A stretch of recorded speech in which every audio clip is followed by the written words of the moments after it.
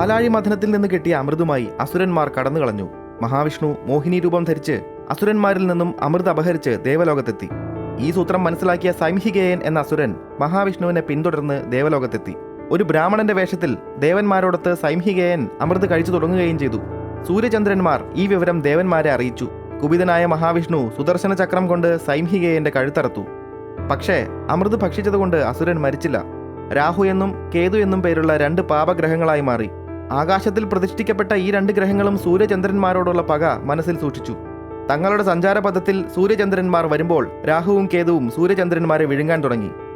ദേവന്മാർക്ക് ഇതിലൊന്നും ചെയ്യാനായില്ല. കുപിതനായ സൂര്യൻ സർവ്വചരാചരങ്ങളും നശിക്കുമാറ് കത്തി ജ്വലിക്കാൻ തുടങ്ങി. ഇതോടെ ദേവന്മാർ ഭയപ്പെട്ട് ബ്രഹ്മാവിനെ അഭയം പ്രാപിച്ചു.